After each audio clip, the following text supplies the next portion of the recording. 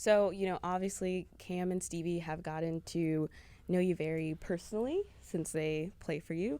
But for the listeners that maybe don't know as much, could you talk a little bit about your journey, your career, just anything you want to say about yourself? Yeah, I grew up in this state, grew up in Wisconsin, in the Madison area. I was born in Madison. Um, I went to college in Ohio at a place called Kenyon College, which is a very small liberal arts school, 1,600 kids.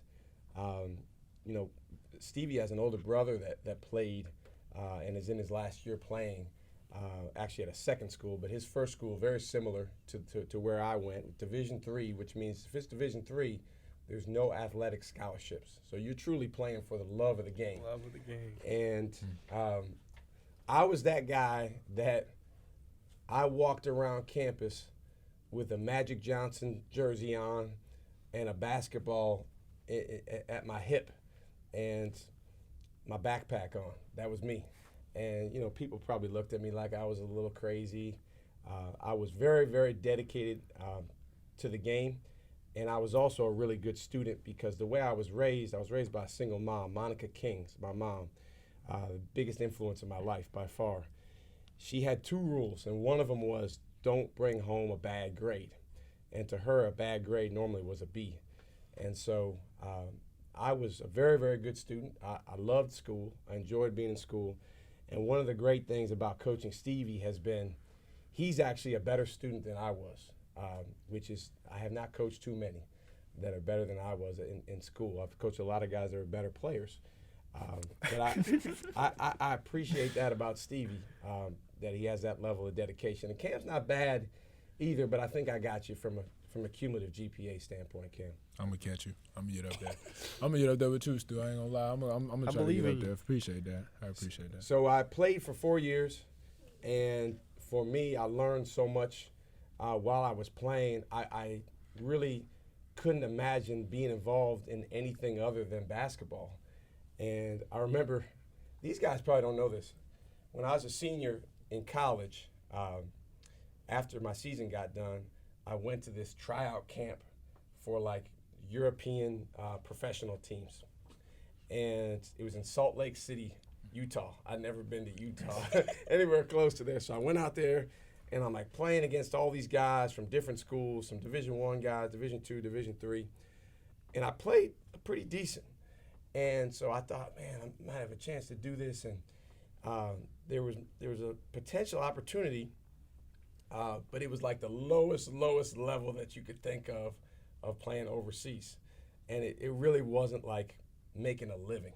It was more like, hey, if you want to play, you can play. Love of the game still. Yeah, and it was literally the main perk of the job was you got to live on the second floor of a pub because the team was owned by a guy owned a pub, but I didn't drink beer, so that wasn't really much of a perk for me.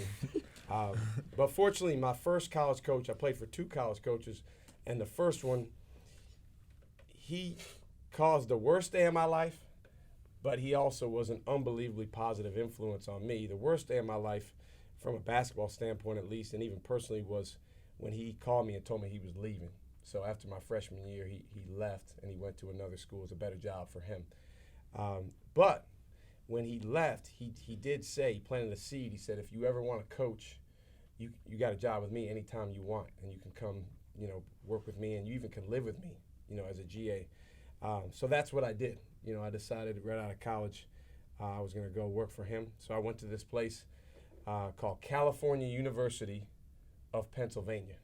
And it's about 45 minutes south of Pittsburgh. I got some friends who go there. Yeah, and Stevie knows about it, being a PA guy. Yeah. And it actually was phenomenal basketball. I mean, really, really good basketball. I tell guys this all the time, and you guys will laugh and roll your eyes, but I coached a guy there who was 26 years old. I was 22, 6'9". His name was Rashawn Roberts, and he could do anything there was in the game of basketball. Rashawn Roberts would start for any team I've coached since then. He'd find his way on the starting lineup from a talent standpoint. That's how good he was in Division II. I'm not going to say who he would kick off of our starting lineup, and I don't even know. But that's how good he was. Our whole starting lineup, most of those guys were older than me. And so it was kind of a baptism by fire into coaching, because I was coaching some guys that were 26 and 25 and 28, and I was 22. But I loved it. I didn't have really much money at all. I made $90 every 2 weeks. My first year I lived with Coach Brown. My second year I lived in an apartment that cost $150 a month. There was literally crack deals and strung out drug addicts in that building. It was not the greatest situation living-wise, but I loved it, and I was never there other than to sleep. I would go to Subway every single day, and I would get the sub of the day for $4. At that time, it wasn't $5 foot long, it was $4 foot long. This is back in 1999, 2000. Man, they just slowly make it more expensive. They like $8 now. That's crazy. And so, on Mondays it was pizza sub. On Tuesdays it was turkey. Wednesdays Italian. Whatever it was. Yeah. So I got that, and I would eat half of it for lunch and half of it for dinner. And so it was a cheap way to live.